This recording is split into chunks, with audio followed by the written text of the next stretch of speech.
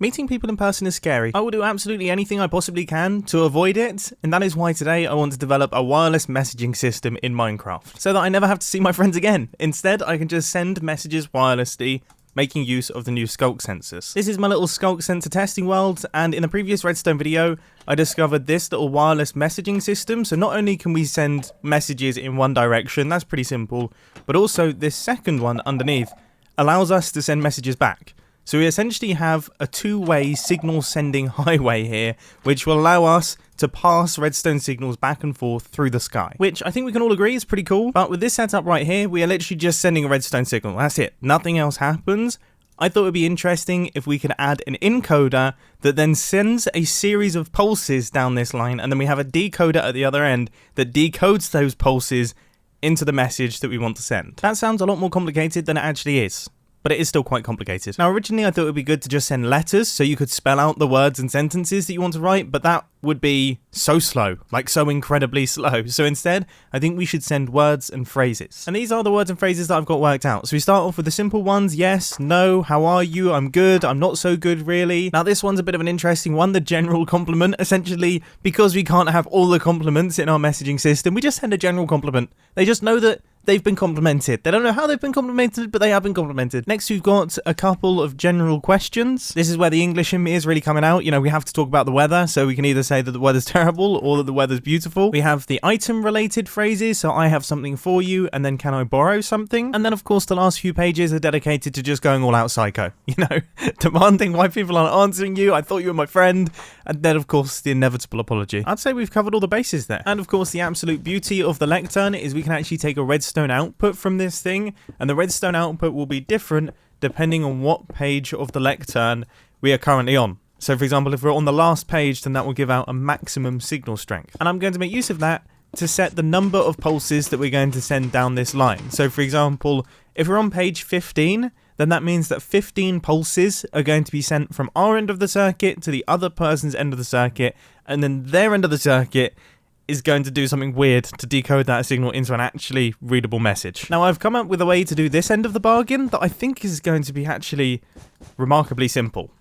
Like, it could be really, really easy, and there's a chance that the other end could be really, really easy as well, which would be quite nice. But with that being said, of course, those are famous last words. I have said that things are going to be easy many times in the past, and I've been burnt many times in the past. With that being said, here is my grand master plan. So, as you can see, some of these pistons are extended, some of them aren't extended. That's because of the page number that we're on in the book. And the page number that we're on in the book corresponds to the number of droppers that are currently open to accepting power. And when we hit this button right here, only those droppers will get powered. These droppers aren't getting powered because the blocks have been moved out the way from in front of them. So that means, say for example, we're on page number 8, then that means that 8 items are going to be shot into this hopper line right here, and they're going to make their way across into a chest that is going to be at the end. However, they're not all going to make their way into it at once. They're going to get locked up in one of the hoppers that is going to slow the travelling of the items from the hopper line into the chest. Now, the reason that we have to slow this down is first off so that we actually get a set of pulses instead of just one long signal. But also, if I send a bunch of pulses through here, you can see that the sculk sensors are actually incredibly slow. So they can't really take too many pulses in a short space of time. Are you still with me? I really hope you're still with me. I also really hope that this little redstone clock right here is actually slow enough for our little sculk sensor. And I'm hoping that everything should now work when I press this button. So here we have 8 of the pistons down. We are on page number 8, which is great. And I'm about to send the message, do you want to go mining? And we should see 8 pulses going through this end redstone lamp. All right, are we ready? 1, 2, 3, 4, 5. This is a little bit dull. I will... 6. 7. 8. And there should be no more. And there is no more.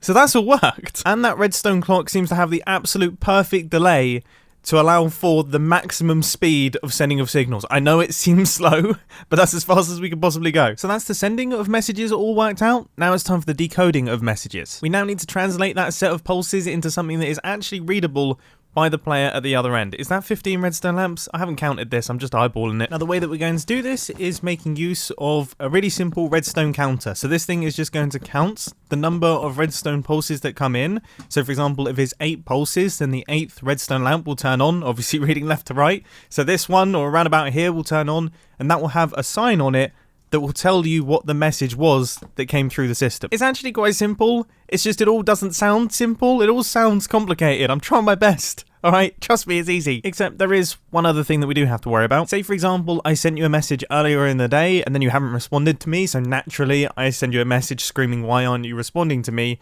The issue is the counter will then take the position from where the first message was. So say, for example, the message was here, and then the next message came in, it wouldn't count from 0, it would count from there, and that would just completely butcher things, and you might say things that you didn't want to say. So we need to create a redstone circuit that can recognize when a new message is coming in, and it's not just more pulses from the same message, and then reset the counter.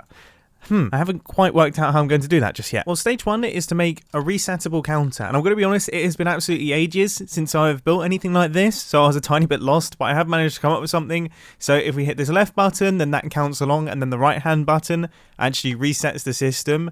So if I just make my way through here, you can see we do that. And then when I hit this button here, everything resets and everything is working properly. And now I think I have the differentiation between new messages and current messages all worked out as well. I'm going to try my best to explain it. So we have 2 circuits going on. We've got this pulse extender, which runs into a monostable circuit, which then activates the reset part of the counter. And then we have this long delay right here, which then runs into the input part of our counter. So when an input comes into here, we'll start counting along. So when a message comes into the system, the first thing that will happen is this pulse extender will be activated, which will then activate the reset part of our counter.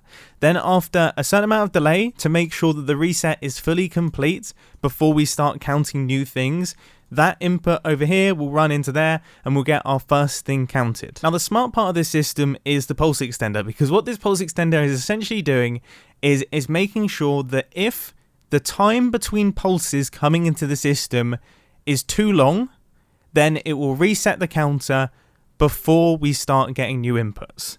So for example, when a message comes in, the pulses are pretty close to one another, so this pulse extender is going to stay powered that whole time, and that means that the counter isn't going to be constantly reset by all the new pulses that come in. But if there's a decent length of time between pulses, this pulse extender will have turned off, so when a new pulse comes in, it will activate again, the monostable circuit will fire, and then the reset will kick in, because the machine has recognized that this is a new message. There was a long time between pulses, so this is clearly a new message, so I have to erase the old message and start the new one. Does that make any sense? I hope it does. I think it does. Well, I guess that's enough of the theory. Let's actually put it to the test. And that involves building the entire system a second time and then creating the communication between the two, which I have now done. We've got our information sending highway that is traveling between our 2 machines. This is the second machine. This is the first machine. I'm going to send messages from this machine to that machine and hope, really hope, that they actually get deciphered. So here goes. Let's start off with just something really, really simple. Alright, I'm going to ask machine number 2, let's call him Barry. I'm going to ask Barry how he is. How are you, Barry? Right, so I've hit that button, and that should begin the process of sending this message across. So we should start seeing, yeah, there it is. There is our message being sent through the sky. Or at least part of the message. There's the first part, there is the second part. And I guess there is the third part. And we should... Yeah, okay, we've got some redstone lamp action happening. We have received how are you? We have received how are you? Yes! Yes! Alright, so Barry is now going to respond to machine number 1. I guess we'll call machine number 1 James. And he is going to respond with I'm good. Because I am feeling good. This machine all seems to be working. So, button has been pressed. And now we should see, look, there is the message. There it is, whizzing past. This is never going to get old, is it? This is never going to get old. So the machine is resetting. Our counter is doing its thing. And as I say, it should rest on this, which it looks like it has. So there we go. So we have sent across, I'm good. Now, what I also want to do is I now want to ask James how he is, because of course that's the done thing. So after sending I'm good, I'm then going to send another message, how are you? And that should overwrite the I'm good that has arrived here. So let's take a look. Our message should be received any second now. I can see the trapdoors firing. So the I'm good has just been erased, which is fantastic. And then how are you should come back through. I mean, this is extremely cool. This is extremely cool. This is extremely cool. Right, I'm going to send a slightly more complicated message. So how about we go for this one? You know, why aren't you answering me? I know that doesn't make any sense, given that Barry has actually been very responsive. He's just sent 2 messages to James. I don't know why James is kicking off, but still, he is going to start kicking off, and we should see, yeah, we've got a lot of trapdoor action going on, and I absolutely love watching these particles whiz past. Look, that is information. That is actually usable information traveling through the sky. Look, there it is. It flies past. Oh, this is like a childhood dream, this. This is an absolute childhood dream. So gradually, you know, I'm imagining Barry sat here. He's just asked James how he is, and he's like, right, well, we've gone past all the normal responses. This is strange. He's not talking about the weather. Maybe he has something for me. Maybe he wants to borrow something. And then eventually it just rests on that one. He's like, what? James, what do you mean? I've just sent 2 messages. I find myself far too funny sometimes. But as you can probably tell, this has got me incredibly excited. This is fun.